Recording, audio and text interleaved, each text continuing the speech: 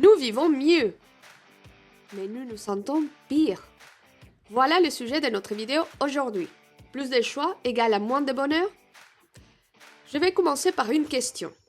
La dernière fois que vous avez dû choisir quelque chose d'important, est-ce que vous vous êtes senti libre ou plutôt paralysé? Vous savez, dans les sociétés industrielles occidentales, nous voulons augmenter le bien-être de nos citoyens. La manière de parvenir est d'augmenter la liberté individuelle. La façon d'augmenter la liberté est de maximiser le choix. La logique étant que plus les gens ils ont des choix, plus ils ont des libertés, et plus ils ont des libertés, plus leur bien-être est élevé. Mais un psychologue américain, Barry Schwartz, affirme exactement l'inverse. Et ce qu'il a découvert explique pourquoi, objectivement, nous vivons mieux que jamais, mais nous nous sentons souvent pire. On va voir ça ensemble? Allez.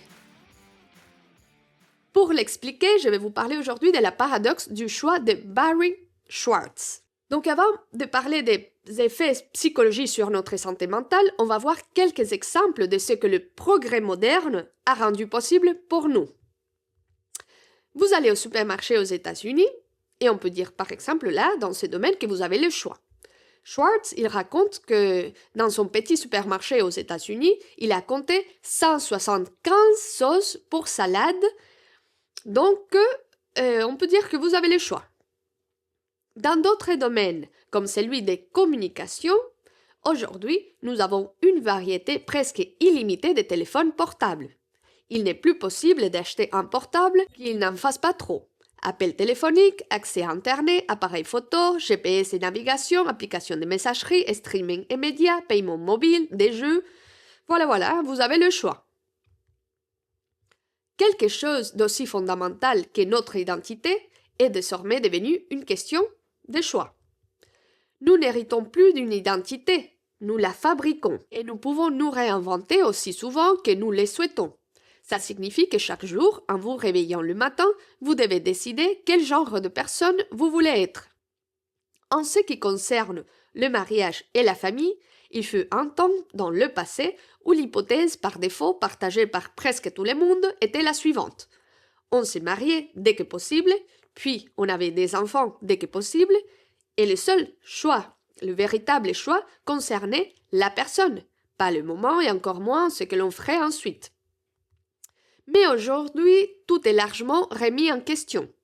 Barry Schwartz a observé ce fait intéressant chez les brillants étudiants qu'il enseigne à l'université. Il raconte qu'ils sont devenus préoccupés, profondément envahis par des questions comme « Est-ce que je dois me marier ou pas?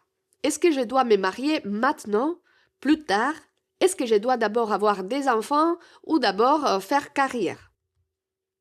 Tous ces jeunes adultes se sentent donc submergés par toutes ces questions existentielles, qui sont devenues une véritable source de stress. Ainsi, dans d'autres aspects de la vie, bien plus importants que le simple fait d'acheter des choses, on observe la même explosion des choix. Aux États-Unis, il n'est désormais plus question d'aller chez le médecin et que celui-ci vous dise quoi faire simplement. À la place, vous allez chez le médecin et il vous dit « Eh bien, nous pourrions faire A ou nous pourrions faire B. A a tel bénéfice et tel risque, B a tel bénéfice et tel risque. Que voulez-vous faire? » Et vous répondez « Docteur, qu'est-ce que je devrais faire ?» Et le médecin répond « A a ses bénéfices et ses risques, et B a ses bénéfices et ses risques. Que voulez-vous faire? » Alors vous dites « Si vous étiez à ma place, docteur, que ferez-vous » Et le médecin répond « Mais je ne suis pas vous. » Le résultat, c'est ce qu'on appelle l'autonomie du patient. Ce qui donne l'impression d'être une bonne chose, mais en réalité, il s'agit d'un transfert du fardeau et de la responsabilité de la prise de décision depuis quelqu'un qui se connaît, à savoir le médecin, vers quelqu'un qui ne sait rien et qui est presque certainement malade, donc pas dans les meilleures conditions pour prendre des décisions, à savoir le patient. Nous avons à présent des technologies aussi qui nous permettent de travailler à chaque minute de chaque journée depuis n'importe quel endroit de la planète. Ça signifie que cette incroyable liberté des choix que nous avons par rapport au travail nous oblige à prendre une décision encore et encore pour savoir si vous devriez travailler ou non. Donc on peut aller regarder son enfant jouer au football et avoir en même temps le téléphone à la main et l'ordinateur portable sur les genoux, et même si tous ces appareils sont éteints, à chaque minute passée à regarder notre enfant massacrer un match de football, on se pose aussi ces questions. Est-ce que je devrais répondre à cet appel? Est-ce que je devrais répondre à cet email? Est-ce que je profite là pour écrire, rédiger ce message qu'ils attendent? J'ai un peu de temps maintenant. Donc, même si la réponse à toutes ces questions est non, et ça suffit déjà à rendre l'expérience du match de football de votre enfant très différente de ce qu'il aurait été autrement. Le monde dans lequel nous vivions autrefois offrait certains choix, mais tout n'était pas une question des choix.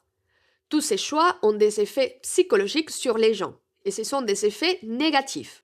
Le premier effet de tous ces choix, paradoxalement, est qu'ils produisent de la paralysie plutôt que de la liberté. Quand il y a trop d'options, les gens ont énormément de mal à choisir et finissent par ne pas choisir du tout. Je vous donne un exemple très simple. Imaginez que votre entreprise vous propose de mettre un peu d'argent de côté pour plus tard, pour votre retraite. Elle vous dit « tu peux choisir comment ton argent est placé ». Une grande étude a observé ce qui se passe dans ce genre de situation auprès d'environ 1 million de personnes. Et le résultat est surprenant. Plus on propose des choix, moins les gens participent. Quand on propose seulement quelques options, la plupart des gens font un choix et se lancent. Mais quand on en propose des dizaines, les gens se sentent perdus. Ils se disent « oh là là, c'est trop compliqué, je déciderai ça plus tard ». Et ce plus tard n'arrive jamais. Il faut comprendre que ça a deux conséquences graves. D'abord, ça signifie que certaines personnes vont se retrouver à la retraite avec très peu d'argent de côté. Mais surtout, ça veut dire qu'en ne participant pas, elles renoncent à une somme importante que leur employeur aurait ajoutée à leur épargne. En refusant de participer, elles laissent parfois jusqu'à 5 000 $ par an sur la table. La paralysie est donc l'une des conséquences directes d'un excès de choix. Le deuxième effet, c'est que même si nous réussissons à surmonter la paralysie et à faire un choix, nous finissons par être moins satisfaits du résultat, moins satisfaits que s'il y avait eu moins d'options. Il y a plusieurs raisons à ça. La première raison, c'est qu'avec beaucoup de vinaigrettes différentes, si vous en choisissez une et qu'elle n'est pas parfaite, et bon, quelle vinaigrette l'est vraiment, il est facile d'imaginer que vous auriez pu faire autre choix. Donc, un autre choix qui aurait été meilleur. Et ce qui se passe, c'est que cette alternative imaginée vous pousse à regretter la décision que vous avez prise. Et ce regret réduit la satisfaction que vous retirez de votre choix. En gros, plus il y a d'options, plus il est facile de regretter le moindre aspect décevant de l'option que vous avez choisie. Donc, du coup, vous êtes moins satisfait. Paralysie, regret. Ensuite, nous avons le troisième effet. Donc, c'est l'escalade des attentes. Barry Schwartz, il raconte avoir été frappé le jour où il est allé remplacer son jean. Il porte presque toujours des jeans et il se souvient d'une époque où les jeans n'existaient que dans une seule version. Quand vous les achetiez, ils étaient mal coupés, ils étaient incroyablement inconfortables et si vous les portiez assez longtemps et que vous les laviez suffisamment, ils finissaient par devenir à peu près corrects. Donc voilà, il est allé remplacer son jean après des années à porter l'ancien. Et il dit « Je veux un jean, voici ma taille ». Et la vendeuse lui a répondu « Vous voulez slim fit, easy fit, relax fit, bouton ou fermeture éclair, déchiré ou pas? La coupe, vous voulez plutôt slim, skinny, resserré aux chevilles ou carrément patte d'éléphant ?» Blablabla, bla, bla, bla, elle n'arrêtait pas. Donc il raconte, Schwartz, qu'il est resté bouche bée et après s'être repris, il a dit « Je veux le genre de jean qui était le seul disponible avant ». La vendeuse n'avait aucune idée de ce que c'était, alors il a passé 1 heure à essayer tous ces maudits jeans et il est sorti du magasin avec le jean le mieux taillé qu'il ait jamais eu. Il a fait mieux. Tous ces choix lui a permis de faire mieux, mais il s'est senti moins bien. Pourquoi? Il a écrit tout un livre pour essayer de comprendre. La raison pour laquelle il s'est senti moins bien, c'est qu'avec toutes ces options disponibles, ses attentes sur la qualité d'un jean ont augmenté. Quand il n'y avait qu'une seule version, il n'avait quasiment aucune attente particulière. Quand il y en avait 100, alors là, l'un d'eux aurait dû être parfait. Et ce qu'il a eu était bon, mais pas parfait. Alors il a comparé ce qu'il avait obtenu à ce qu'il attendait, et ce qu'il a eu était décevant par rapport à ses attentes. Donc ajouter des options dans la vie des gens ne peut qu'augmenter leurs attentes quant à la qualité de ces options. Et ce que ça produit, c'est une moindre satisfaction face aux résultats, même quand ces résultats sont bons. De nos jours, le monde dans lequel nous vivons, nous, citoyens aisés et industrialisés, avec la perfection comme norme, le mieux que vous pouvez espérer, c'est que les choses soient à l'auteur de vos attentes. Vous ne serez jamais agréablement surpris, parce que vos attentes, mes attentes, ont explosé.